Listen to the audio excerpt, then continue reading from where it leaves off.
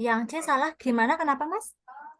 Ya kan kalau misalkan biasa kalau di apa, yang mempengaruhi impor itu kan salah satunya juga income.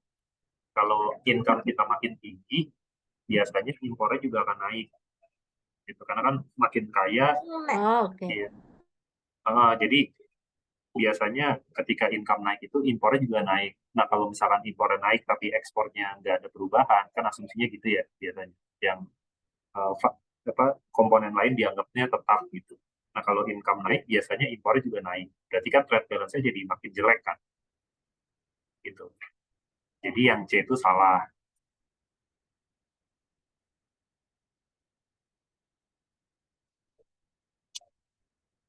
Oke, siap. Nah, terus kemudian sama itu juga menggunakan itu baru yang C kan. Yang untuk yang A-nya fiscal balance. Nah, itu kalau misalkan ini juga bisa dikaitin ke filosofi filosofi juga gitu. Kalau misalkan income-nya naik kan berarti penerimaan pajaknya harusnya meningkat kan. Karena kan yang dipajakin kan jadi makin tinggi. Nah, biasanya ketika domestic income-nya itu naik, kecenderungannya fiscal balance-nya itu justru malah membaik juga. Gitu. Jadi P-nya makin tinggi karena kan yang eh, penerimaan pajaknya jadi meningkat.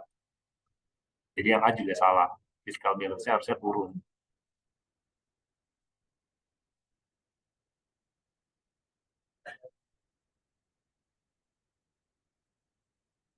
Oke, kita masuk soal selanjutnya ya.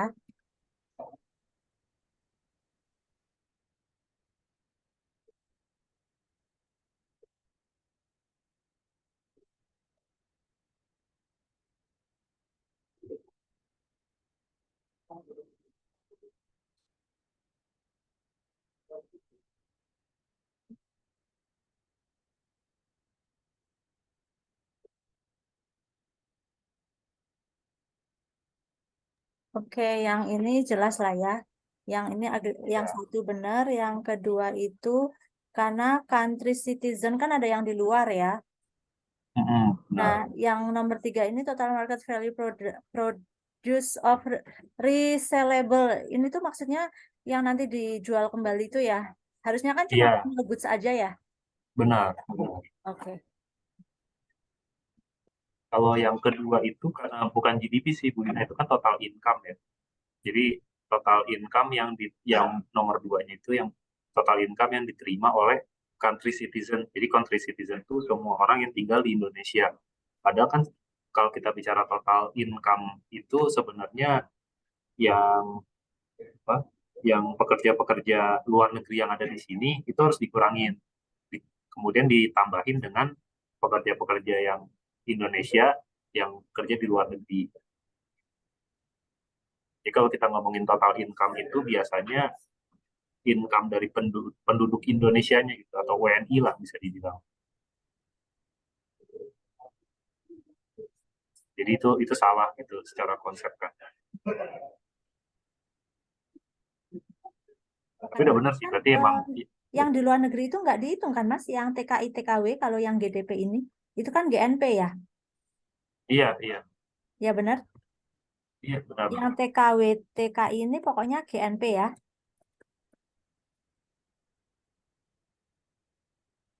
Oh Oke, iya iya benar-benar. Iya. Oh ini GDP ya, iya saya lupa nggak ngeliat yang paling atasnya. Iya untuk ngomongin GDP nggak ditambahin yang di luar negeri sih benar. ya jadi country citizen itu kan ada yang di luar juga kan. Iya benar itu nggak masuk. Oke, nah udah pas nih udah jam 5 juga. Oh, oke. Sebenarnya masih banyak. Kayak Ya sipit aku ini ya belajarnya. Gak apa-apa, nanti aku kumpulin lagi aja yang aku ngerjain masih merah-merah gitu. Yang oke masih, siap. yang masih butuh untuk di-review-review lagi. Iya sama yang tadi ya yang satu soal tadi yang belum Oh ya, clear. yang tadi yang mana ya? Oh ini ya, ini aku Ah, kirim WA aja ya. oke. Oh, oh yang minggu lalu masih ada Mas, yang itu. Kenapa? Yang minggu lalu yang kita ngomongin Veblen apa ya? Yang masih Oh, jadi masih belum clear juga ya. clear. Oh iya, PR-nya banyak nih jadinya. Gak apa-apa sih, bisa nanti sekalian Maaf aja. jadi ngasih PR. Gak Mungkin apa-apa. Mas Aziz tahu mungkin. Belum Yang liatin itu lagi. tuh yang ini masalah Hmm? overwhelming itu kita bingung ya. Sebentar, ini aku terus aku ini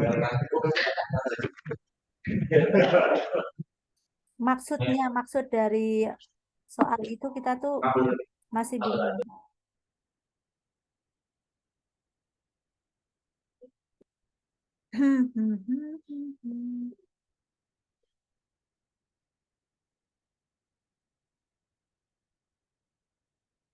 Ini Mas Aziz. Which of the following statement with respect to given and Veblen is least accurate? Nah, ini ngomongin the highly negative income effect overpowers the substitution effect for both types of goods. Itu loh yang overpowers-nya kita tuh bingung maksudnya gimana. Iya, ini juga saya belakangan juga nyari-nyari juga yang tentang substitution income effect. Cuma belum belum balik lagi ke soalnya sih, baru bacain aja gitu konsepnya. Karena udah agak lupa juga nih waktu kuliah, kayak awal-awal banget. Oh, oke, coba sebentar saya baca ya, Bu.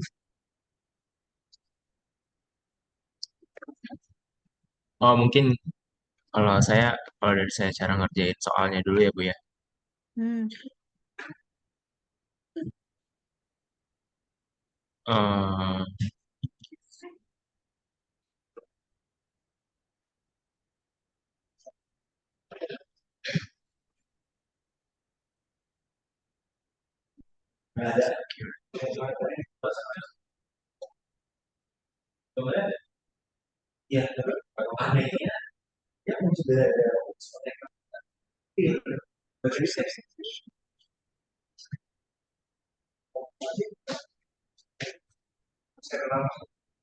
kan berarti yang paling salah gitu ya.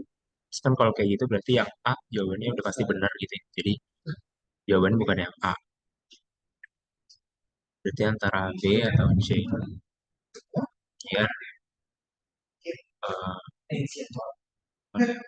C itu kan both types.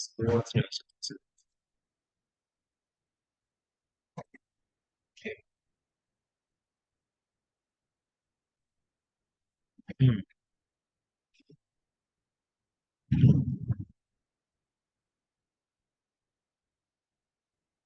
positively sloping ya. Jadi dia beda sama di bell curve yang lainnya biasanya downward sloping ya. Kalau yang B. Kalau given kan yang positively sloping ya. Ya, Nah, berarti Veblen itu nggak positively sloping ya.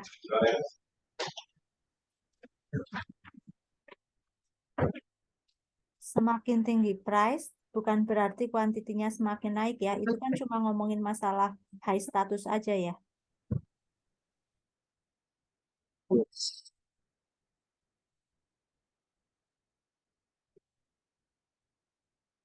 Ini ini coba saya bahasakan yang yang versi saya gitu. Jadi kalau kita ngomongin given goods itu kan dia memang benar dia negatif di income effect gitu. Jadi kalau income kita naik, permintaan permintaan terhadap barang tersebut malah turun gitu. Nah, jadi ada dua istilah yang perlu dipahami, Bu Lina, itu income effect dan juga substitution effect. Kalau kita ngomongin income effect itu kan kita melihat permintaan barang tersebut akibat dari perubahan uh, income kita. Kalau substitution effect itu melihat demand barang tersebut ketika barang substitusinya itu harganya berubah gitu. Nah, dalam kondisi umumnya kalau kita ngomongin suatu barang, terkait dengan substitution effect biasanya itu positif. Positif substitution effect itu maksudnya ketika harga dari barang substitusinya itu naik, permintaan barang yang awal itu jadinya naik juga. Misalkan kan yang eh, substitusi misalkan HP Android sama HP iPhone gitu misalkan. Nah, kalau misalkan kita mau analisis Android gitu, nah ketika harga iPhone itu naik, biasanya orang jadi pindah ke Android, berarti nanti permintaan Android itu jadi meningkat. Gitu biasanya memang hampir semua barang itu kecenderungannya substitution effect itu positif. Nah, kalau ngomongin income effect itu ada yang positif, ada yang negatif. Dalam kondisi barang normal itu kan harusnya income effect positif. Ketika income kita naik, eh, ketika income kita naik, permintaannya juga ikut naik. Nah, tapi ada barang yang inferior. Barang yang inferior itu ketika income kita naik, justru permintaannya turun. Nah, tapi ada yang parah banget gitu. Yang parah banget itu yang disebut tadi overpower. Overpower substitution effect. Jadi, barang-barang yang ketika income kita naik, itu dia langsung permintaannya tuh uh, drop banget gitu justru.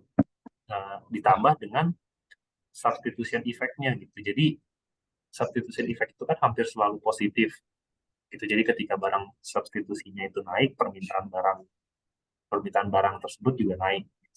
Nah, Em- uh, Emang gitu ya dok dan maksudnya dari soal itu iya, yang B. iya itu benar. Jadi yang B itu sebenarnya lagi menjelaskan tentang given goods gitu. Jadi yang disebut dengan Oh given ya, goods itu benar. benar kalau ngomonginnya given goods. Tapi kalau kita ngomongin Veblen goods itu nggak ada kaitannya dengan income effect. Jadi Benar. Veblen goods itu bicarain barang-barang yang justru ketika harganya naik, permintaannya justru malah makin naik gitu. Dia nggak ada kaitannya dengan income effect, nggak ada kaitannya dengan substitution effect gitu. Jadi yang bikin statement B itu jadinya least akurat adalah karena dibilangnya kan efek for both type of Both goods. types. Ya, padahal sebenarnya yang B itu cuma ngejelasin given. Mungkin Oke. yang bikin bingung tuh apa ya? Kata-kata overpowers-nya atau kata-kata Overpowernya sih sebenarnya yang bikin bingung itu soal itu dari minggu lalu sebenarnya kan tuh. kata-kata overpowers itu kan mungkin ya dari Dodo sama Bulina juga kemarin sempat bahas. Kalau yang saya tangkap sih dari yang kata-kata overpowers itu maksudnya negative income effect-nya itu punya pengaruh lebih besar dibandingkan dengan substitution effect-nya. Jadi dia dia lebih besar gitu dibanding substitution effect-nya gitu. Eh, nah, yang mana menurut saya kalau itu ya emang eh, untuk statement B tadi udah disebutkan ya sama Mas Dodo kalau itu ya given goods gitu gimana untuk given goods itu negative income effect-nya pasti lebih besar dibandingkan substitution effect-nya gitu ya. Maksudnya overpowers tuh di situ itu gitu. Mungkin biar lebih enak kita pakai contoh barang kali ya. Tadi kan saya udah contoh ini misalkan Android sama iPhone. Nah, misalkan menurut menurut saya itu ketika misalkan ketika income orang-orang naik, nah permintaan terhadap eh, HP Android itu justru malah berkurang. Gitu. Berarti kan di situ ada negatif income effect. Nah, bisa jadi oh jangan-jangan nih Android itu barang inferior gitu. Eh, tapi eh, bisa aja walaupun misalkan dia permintaan income naik tapi permintaan turun. Tapi terus kemudian harga iPhone juga naik. Nah, ketika harga iPhone naik itu kan ada kecenderungan permintaan Android jadi meningkat. Gitu kan. Karena iPhone-nya makin mahal. Orang jadi balik lagi beli Android. Nah, kalau misalkan efek, tadi kan income effect-nya negatif. Tapi substitution effect-nya kan positif. Nah, kalau in the end itu permintaan Android-nya tetap meningkat, walaupun ada kenaikan income, ada kenaikan harga iPhone, tapi ternyata permintaan Anda itu tetap meningkat. Nah, itu kita cuma bisa bilang dia barang inferior. Karena dia nggak overpower si negatif income effect-nya itu tidak meng-offset atau tidak lebih besar dibandingkan dengan si substitution effect. Substitution effect.